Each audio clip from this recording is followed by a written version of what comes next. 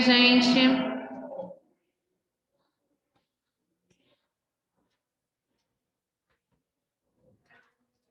Bom dia, professora. Tudo bem? Tudo sim.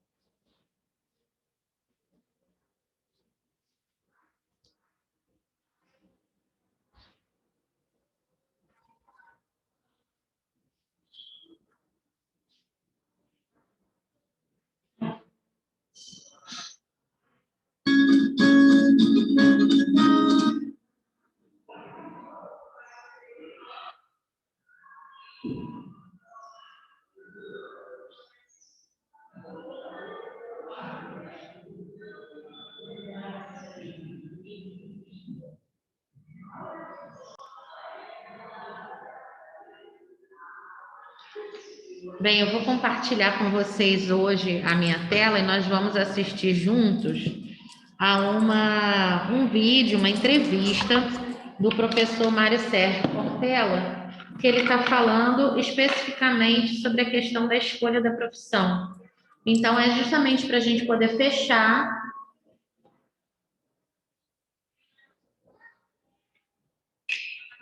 É para a gente poder fechar essa questão da escolha da profissão, de escolher uma área de atuação primeiro e posteriormente escolher uma profissão, ou escolher uma área de atuação e posteriormente decidir por uma profissão. Então, eu gosto muito, eu acho que vocês já conhecem o professor Mário Sérgio Cortella, eu gosto muito das falas dele, porque ele tanto tem uma visão vocacional, quanto também tem uma visão muito prática, muito administrativa com relação a essas questões de profissão, muito bem esclarecido, tá? E é uma grande contribuição a fala dele em qualquer momento da nossa vida, né? Como eu disse para vocês, eu também estou estudando, estou almejando algumas outras coisas na minha vida profissional, e ouvir o professor Cortella falar é sempre muito bom, porque serve sempre de um incentivo para a gente não desistir, para a gente continuar atuando, né? Principalmente em busca de algo melhor.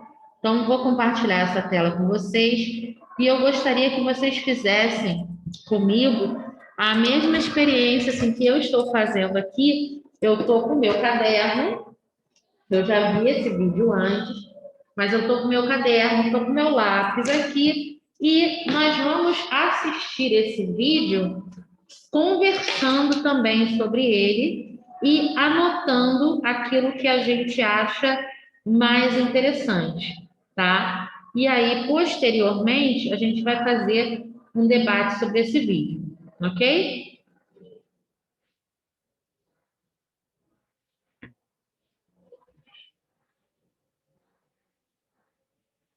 Bom dia para quem entrou agora, e eu ainda não tinha dado bom dia.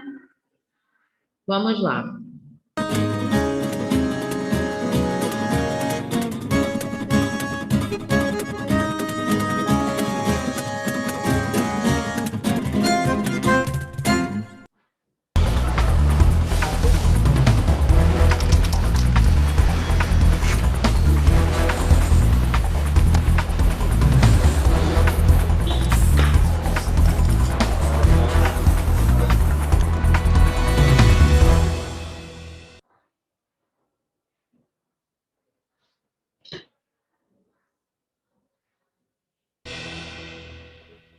Estamos começando mais um Desafio Profissão, um programa da equipe de orientação profissional do curso de Psicologia da PUC de São Paulo, do NASCE Orientação Vocacional, em parceria com a TV PUC. E hoje conversaremos sobre a questão: o certo e errado na escolha profissional, a questão ética. E para isso conversaremos com o Mário Sérgio Cortella, que é graduado em Filosofia, mestre e doutor em Educação pela PUC. Foi secretário municipal de Educação de São Paulo. É autor de vários livros, dos quais destacamos Vida e Carreira, Um Equilíbrio Possível, com Pedro Mandelli. E qual é a tua obra? Inquietações propositivas sobre gestão, liderança e ética. Foi professor titular da PUC, onde atuou por 35 anos. Eu agradeço muitíssimo a sua presença. Então, existe o certo e errado na escolha profissional? Sem dúvida. Né? Toda escolha, ela exige abdicação. Por exemplo, quando eu algo escolho, eu estou deixando outras coisas. Isso significa que toda seleção, para usar um termo mais técnico, ela é arbitrária. Ou seja, eu faço a seleção, a escolha, e ao deixar algumas coisas, eu abandono outras, e isso implica em poder fazer isso de modo equivocado. Quando eu, por exemplo, me deparo com um restaurante onde há comida self-service, eu tenho ali dezenas de opções. Escolho algumas e não outras. Posso fazê-lo de maneira equivocada. Claro. Isto é, posso escolher o que faz mal, posso escolher o que não devo comer naquele momento, posso também fazer a boa escolha. Em relação à profissão, nós temos um mercado, né, de atividades no nosso dia a dia que permite que a boa escolha possa ser feita. Para isso há uma exigência. Quem faz escolhas, para fazê-las de maneira correta, tem que ter critérios. Você sabe que a palavra critério, Silvia, ela é uma palavra de origem grega, vindo da agricultura. Na agricultura grega havia uma expressão que era criterion. Criterion significa separar. Separar o feijão da pedra, o arroz da palha, o joio do trigo. Então essa ideia de criterion, ela chegou até a nossa convivência como sendo os nossos princípios de decisão. Qual é o teu critério para escolher este caminho e não este outro? Evidentemente que o que vai ajudar com que eu faça a boa escolha ou me ajudar, no mau sentido, a fazer a péssima escolha, é a ausência de critérios que sejam claros. Evidentemente, nenhuma escolha é definitiva, nenhuma escolha ela é incontornável, mas eu preciso sim, para não ter uma escolha que mais adiante se demonstre absolutamente degradada, ter clareza do porquê vou fazê-la. Se eu sei por que vou fazer esta escolha nesta profissão e não em outra, não que eu saiba o que vai acontecer nessa profissão, mas se eu sei por que é que vou fazer essa escolha, até mudar de rota num determinado momento ficará muito mais acolhível. Se eu não tenho clareza, se eu sou volúvel em relação ao modo de fazer as coisas, evidentemente eu caio nos braços do acaso. E quando eu caio nos braços do acaso, a possibilidade de eu fazer errado, ela multiplica por 10. Olha que pensamento interessante, gente. Por que vou fazer esta escolha? É um ponto interessante para pensar essa questão que ele falou do critério, né? Quais são os critérios que eu tenho para fazer essa escolha? E aí, algumas vezes, durante as aulas, eu falei que, em algumas situações, é mais fácil você saber por que você não quer alguma coisa do que saber o que você quer, né? Então,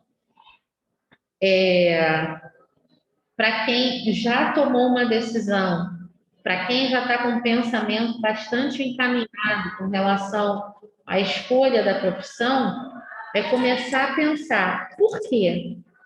Por que que eu estou fazendo essa escolha? O que eu busco? Ok? Alguém quer falar alguma coisa?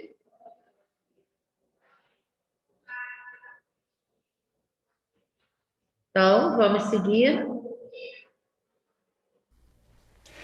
Vamos falar sobre a questão do bom e o mal agora, né?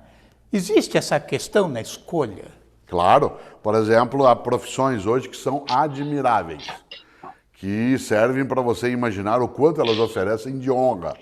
E há Professora, outras no nosso dia a dia que tem elementos. o João Marcos caiu da aula. Oi? Ele mandou avisar que a internet dele caiu. Ah, tá, tudo bem. Obrigada. Nada. que podem não ser tão admiráveis. Isso não significa que uma profissão em si seja boa ou má, tal como uma caneta pode servir para que eu, né, escreva num bilhete um lugar onde você deve chegar para encontrar uma boa fruta, como também pode servir para te enganar. Eu, quando tenho uma faca em mãos e você tem uma maçã, eu posso usar essa faca para dividir contigo essa maçã, para uma partilha, ou para tomar de você a maçã. Obviamente que a questão não é a faca, né? Nesse sentido, a profissão ela tem um caráter instrumental. Isto é, sem que ela seja pouco, a profissão ela é como uma escada. Uma escada serve para te levar a algum lugar. Ninguém tem uma escada para ficar em cima dela parado. A escada te leva a algum lugar. Nesse sentido, uma profissão pode me levar para um lugar que seja decente, como pode fazê-lo num lugar que seja indecente. Eu posso, por exemplo, como é o caso, né, de muita gente, ser um advogado que colocará a minha competência a serviço do direito coletivo, de uma profissão que seja limpa da sua capacidade, em que haja um lucro higiênico, mas posso fazê-lo também conectado à bandidagem. Não no princípio da defesa do inocente, mas colocar-me mesmo, né, junto a alguém que pratica o ilícito de maneira intencional. Eu posso ser um professor que faz com que haja a repartição dos saberes e a prática da construção da vida coletiva, como posso ser um professor que usa aquela atividade para disseminar o preconceito, para fazer com que haja, né, uma ausência de emancipação das pessoas. Isto é, em várias das profissões há uma beleza e uma feiura, né? Paulo Freire, com muita razão. É interessante aqui, gente, a fala dele naquele ponto que nós tocamos sobre conhecer a profissão que você está escolhendo. E a melhor forma é conversar com um profissional, né, que já atue na área. Quando ele fala em beleza e feiura, por exemplo, né, ele está usando uma forma muito delicada de dizer que você vai ter dias de luta e dias de glória, né, dentro aí da sua profissão. E nesses dias de luta, o que pode acontecer? Né? Se alguém vier conversar comigo sobre, Geise, o que pode dar errado numa aula? Eu vou falar. Claro que eu vou falar. Mas isso te faz desistir? Não, não me faz. Porque eu estou muito certa daquilo que eu quero fazer. E no caso da profissão que vocês escolheram, procurar a área de atuação. Então, assim, tem vários vídeos bastante idôneos no YouTube. Vocês podem procurar profissionais. Se vocês quiserem, Geise, eu queria conversar com um dermatologista. Posso conseguir um contato de vocês com um dermatologista. A gente queria ouvir falar uma juíza. Vamos tentar, vamos ver se a gente consegue uma juíza para contar um pouco mais sobre a profissão dela no dia a dia, né?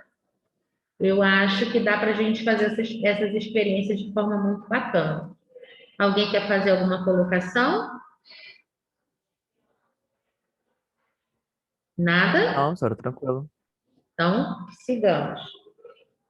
Falava da boniteza, uma expressão típica também que se usa no Nordeste, mas ele fazia isso, ele que por 17 anos foi professor na PUC São Paulo, dizia que há uma boniteza nas escolhas e há uma feiura nas escolhas. Do ponto de vista ético, não é a profissão em si que define isso, mas algumas, a priori, elas já o são menos aceitáveis. Por exemplo, até mais ou menos uns 30 anos, trabalhar na indústria do tabaco, em qualquer lugar do mundo, tinha até um certo charme.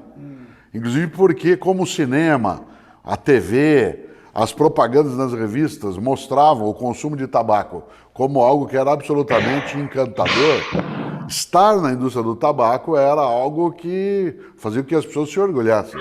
As publicidades Hoje, eram claro, maravilhosas. fantásticas. Hoje já haveria uma outra percepção sobre isso. até algum tempo, alguém que atuasse, digamos, na indústria de armamento, na qual o Brasil tem uma presença significativa, né, no padrão internacional. Nós somos um dos 6 países que trabalha com produção de armamento, né? Ora, para exportação, para exportação. Se diria até algum tempo que isso é parte da nossa capacidade de invenção, da nossa iniciativa. Hoje, a produção de armamento ela não é tão admirada. O mesmo vale para uma série de outras atividades, seja em relação a profissões mais usuais, seja nas novas formas de inserção, né, no mundo do trabalho que nós temos. Então, o que você está falando, independente da profissão, todas carregam o bem e o mal ao mesmo tempo. Sim, nós humanos, nós temos uma questão séria, nós somos livres. E se livres somos, eu posso decidir pelo benefício ou pelo malefício. Eu costumo dizer, Silvio, que não acredito na frase que diz que a ocasião faz o ladrão. Sim. A minha percepção é que a ocasião não faz o ladrão, ela apenas o revela. A decisão de ser ladrão ou não é anterior à ocasião. Haja vista que dezenas de pessoas se deparam com a ocasião de ladrões serem e não o são. Isto é, a escolha de ser ou não, ela antecede a ocasião. Mas eu, Cortella, sou capaz de praticar o benefício e o malefício. Você também. Quem nos assiste também. Por exemplo, quando menino, eu era capaz de ir à escola em Londrina, cidade onde nasci, e onde fiz uma parte, né, do antigo ensino primário e depois ginásio. Eu era capaz de ir à escola para ajudar meu irmão mais novo em alguma encrenca.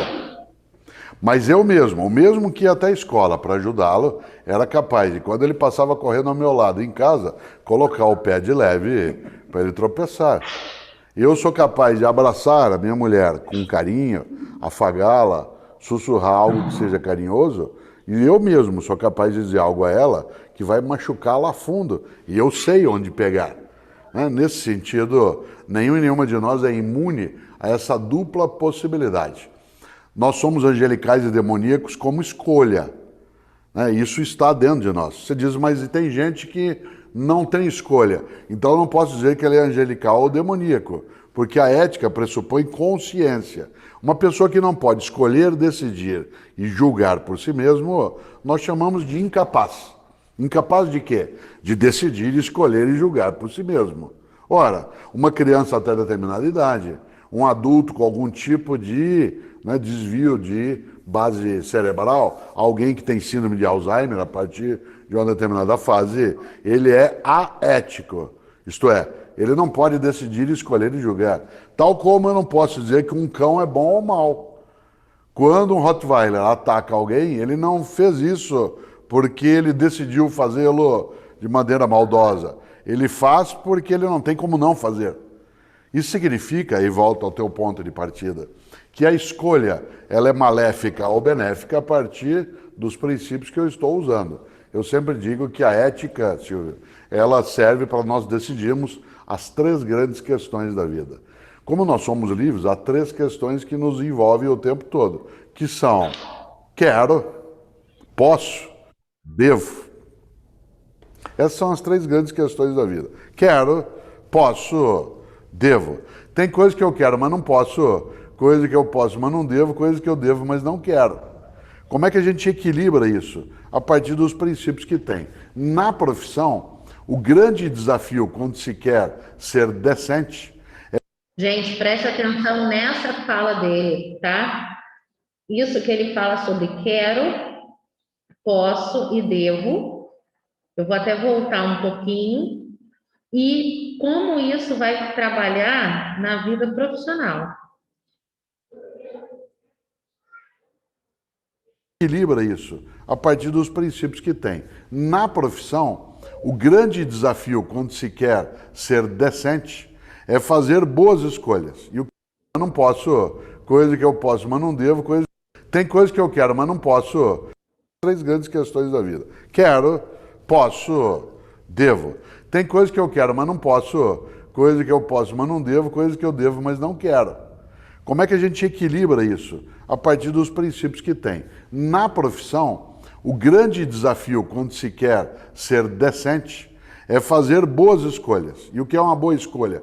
É aquela que não retire a capacidade de vida de outra pessoa, de uma comunidade, do meio ambiente. O que é retirar capacidade de vida?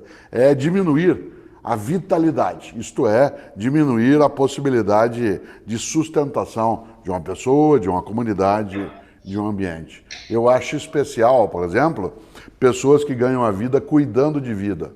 Eu acho admirável. E quando eu falo de cuidar de vida, não é apenas aquele que atua na área de saúde. Sim. Eu falo de cuidar de vida, aquele que trabalha com a produção de alimentos, que atua em educação infantil com as crianças que são absolutamente frágeis, pessoas que se dedicam à invenção de tecnologia que nos apoia. Ganhar a vida cuidando de vida é o que há de mais honroso. Eu sou professor há 40 anos e uma das coisas que sempre me conduziu a persistir nessa rota que aprecio é a possibilidade de supor que eu poderia, sim, ganhar a vida ajudando a cuidar de vida. Afinal de contas, e aí concluo, há duas coisas na vida que se você guardar, você perde: conhecimento e afeto. Conhecimento e afeto são duas coisas que você guarda, eles vão embora. A única maneira de ter conhecimento e afeto é reparti-los. Por isso, posso eu sim, Cortella, ser especial angelicalmente e posso ser especial malevolamente. A questão ética para os jovens que escolhem aparece assim, muito ligado a quem vai para a área de humanas, né? Talvez um pouco de biológica, nação médica. Mas o pessoal de exatas que mexe com números e máquinas e tecnologia, parece que a questão ética não se coloca. Como é que você vê isso? É um ponto de partida, mas ele não é tão fundo na história. Afinal de contas, se você imaginar, as ciências duras, como nós chamamos, aquelas de pesquisa de base, no campo da física, da química, no campo da engenharia, da eletrônica, elas, acima de qualquer coisa, não são neutras em si. Ao contrário, elas têm uma destinação que poderá fazê-la caminhar em direção à ajuda à vida ou ao prejuízo à vida. É claro que é mais fácil entender um sociólogo, um psicólogo, um pedagogo, um nutricionista, uma enfermeira, claro, como sendo alguém que lida com gente e que isso então teria uma honradez e uma facilidade maior de ser um ganho de vida cuidando de vida. Mas eu sou da área de filosofia. A minha área ela não é uma área técnica de produção de coisas, mas sem a produção das coisas eu não teria como nem existir. Isso significa que eu devo a minha possibilidade de ser alguém que mantém a minha estrutura em funcionamento às profissões que se dedicam, por exemplo, à construção, à tecnologia, à elaboração de bases de segurança. Isso significa que não é correto, embora seja isso mesmo que você falou, se enxerga o lugar das ciências humanas como sendo um lugar privilegiado para se fazer o bem. Ao contrário, ele também pode fazer o mal. O nazismo também tinha seus filósofos, seus psicólogos, tinha seus médicos, tinha seus enfermeiros, como tinha seus engenheiros, como tinha os seus químicos. Portanto, a adesão a um pensamento e uma prática que sejam malévolos ou a adesão a algo que beneficia é uma escolha. Algumas pessoas são tentadas, Silvia, a dizer, mas eu não tenho escolha, porque o mercado é assim. Lamento, não há escolha, como eu dizia antes, sem abdicação. Não há escolha sem exclusão de outras coisas. Muitas vezes a tua escolha, ou a minha, leva à perda de privilégio, de vantagens, às vezes da liberdade e eventualmente até da vida. Se você observa, muita gente, em nome daquilo que quer fazer, perde condição econômica, perde até algumas facilidades, mas não perde o prumo. E esse prumo é que decide. Para a gente não ter uma vida que seja automática, robótica, servil, banal. O sistema, vamos pegar um tema bem atual, o sistema econômico que vivemos, ele é corruptor em si, podíamos chamar assim, né? Quer dizer, a gente está vivendo uma época onde esse tema está colocado. E o profissional está dentro disso. Ele tem opção, para não entrar neste o número dilema. De canalhas que nós temos no nosso país não chega a 5%. Se você observar o número de pessoas que rouba o dinheiro público, há dois modos de roubar o dinheiro público básicos. Um deles é o que está sendo apurado várias vezes, que é quando o dinheiro público já está no caixa do governo. Mas tem um outro modo de roubar o dinheiro público, que é impedir que ele chegue ao caixa. Que ele entre ao caixa. Isto é, esse segundo modo é menos detectável no dia a dia, na sociedade, faz menos sucesso o debate sobre ele, mas é a sonegação. A sonegação, há vários lugares nas cidades grandes, especialmente São Paulo, onde eu moro, onde algumas entidades, com toda razão, colocam os luminosos de LED escrito assim, impostômetro, que é uma coisa magnífica. É bom para saber quanto nós estamos pagando aqueles que têm que nos servir. Mas eu sempre digo que nós temos que pôr perto deles um outro chamado sonegômetro. Isto é, o dinheiro que está sendo furtado da população, que deveria retornar em forma de tributação e que é omitido ou desviado por meio da evasão fiscal. Não é pouca coisa, hein? Você sabe que em 2012, que é o dado mais recente, a Receita Federal calculou que houve mais de 400 bilhões de reais que foram desviados do cofre público. Que é desde do pequeno comerciante que não entrega uma nota. Até, aliás, quando eu, Cortella, não peço nota fiscal numa atividade, eu estou ajudando a evasão. Claro. E é interessante, porque aí eu volto ao ponto que você colocava, né? É claro que quando nós pensamos em corrupção, ela é uma escolha. 5% nesse país são canalhas. 95% das pessoas nesta nação levantam todos os dias, pegam os seus ônibus, seus carros, suas bicicletas, seus metrôs e vão trabalhar. Trabalham o dia inteiro e podem voltar à noite cansados, mas limpos. Esses 5% de canalhas tentam duas coisas que obtinham sucesso, agora está diminuindo. Primeiro, 5% tentam mostrar que eles são invencíveis. E não o são. A outra coisa que é perigosa, claro, é que esses 5% de canalhas querem mostrar que ser canalha é o correto. E que quem não é canalha é otário. Nesta hora, essas duas perspectivas, a canalice como forma de decência, quando ela não o é, ou a canalice como sendo um modo de organização da vida, que ela pode sê-lo, mas não deve sê-lo, vem sofrendo um esgotamento. Numa escolha de profissão, eu preciso ver ao lado de quem eu fico naquilo que eu quero fazer. Pode ser que eu vá entrar numa estrutura onde o ilícito seja entendido como parte do negócio. A escolha é minha se eu nele fico ou não. Sim, mas vamos pegar um exemplo. Eu sou engenheiro de uma construtora, faço projetos. Claro que eu vejo que é um superfaturamento ou não, certo? Eu não superfaturei, mas eu estou vendo que na hora que entregou o projeto é um superfaturamento. Se eu falar, eu perco emprego. E eu vou dar um outro exemplo. Eu peguei outro dia um motorista que me contava, eu sou motorista de uma administração regional e eu vejo os caras passando a mão. Fiscal de obra, etc. Se eu falar, eu estou ferrado. Então, o que eu faço? Eu sou ético, eu não faço nada. Aí é uma ética estranha. Porque essa é uma ética da omissão. Pois é. E a omissão... Essa é uma questão também que eu cheguei até a comentar com vocês, né, sobre aquele engenheiro florestal que eu tinha conhecido, que largou a profissão e virou, por falta de opção, motorista de aplicativo, porque ele falou que passava realmente bastante problema por conta de ter que assinar licenças ambientais para construções irregulares. Então, na escolha da profissão, a gente tem que pensar também até onde nós já temos a nossa ética e os nossos princípios bem esclarecidos, né? Sejam princípios religiosos, sejam princípios culturais, familiares também, né? Que você sabe o que você vai enfrentar em uma determinada profissão e o quanto essa sua ética e esses seus princípios, suas virtudes, seus valores vão fazer diferença para você ser realmente um bom profissional. Porque é o que o Cortella está falando. Em alguns casos, algumas profissões, elas já têm esse rótulo, profissões de pessoas corruptas. Então, por exemplo, os nossos políticos, né?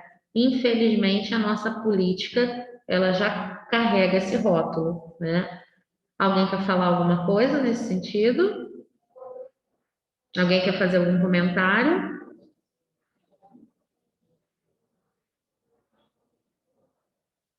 Tanto do engenheiro quanto do Tanto motorista. faz. Essa omissão, ela é cumplicidade. É quando Mas você... eu acho que todos nós profissionais, de um modo ou de outro, já vivemos isso. Já vivemos, mas algumas pessoas, frente ao ilícito, ela sabe, por exemplo, esse caso do agente público que vê o desvio e diz assim, eu não tenho o que fazer. Não é verdade. Há dezenas de mecanismos, inclusive garantidos pelo anonimato, em que se pode fazer a denúncia. E se aquele local de trabalho é insuportável eticamente para mim, eu tenho que dele sair. Sim, mas ele fala, eu tenho que pagar o leitinho das crianças. Eu sei, mas não se paga o leitinho da criança no Pois único é. lugar. Você e eu conhecemos pessoas que são pobres, mas são limpinhas. Isto é, gente que saiu de um lugar porque ali era nojento e passou a ter que vender queijo, né, sair de semáforo vendendo guardanapo, mas não se sujou. Essa é uma escolha. A ideia de que então eu permaneço porque eu tenho que sobreviver, ela é a ética da conveniência. Sim. Ela é muito perigosa, a ética da conveniência, porque ela vai degradando, né, a possibilidade de estarmos juntos. Tá aí o filme da Hannah Arendt mostrando Claro. a situação em extremo de um... Sim. que ela chama de algo que A fica primeira pela vítima do conveniência. nazismo foi a Alemanha. A primeira vítima daquela ideologia foi a Alemanha. Em sequência, outros. Mas o primeiro foi. Aí diz assim, bom, se eu sou um alemão que lá estou em 30 até 45, eu não tenho o que fazer. Não é verdade. Milhares de alemães perderam a propriedade, perderam a liberdade, alguns perderam a vida, mas não perderam a integridade. É uma questão de escolha. Eu não acho que eu seja obrigado a ficar num lugar em que eu não queira ficar. Eu posso até ter dificuldade de sobrevivência, e aí é uma decisão em que a ética não entra em cena. Por exemplo, num campo de concentração, para usar um exemplo do nazismo que a gente falava, em que eu não tenho escolha, se eu não tenho escolha, não existe o problema da ética. Só existe ética quando eu tenho escolha. Se eu não tenho escolha, eu com uma arma na tua cabeça, dizendo entrega ou sai, você não tem escolha. Porque a escolha é viver ou morrer. Como morrer não é uma escolha, porque ela é a última escolha, é como o suicídio.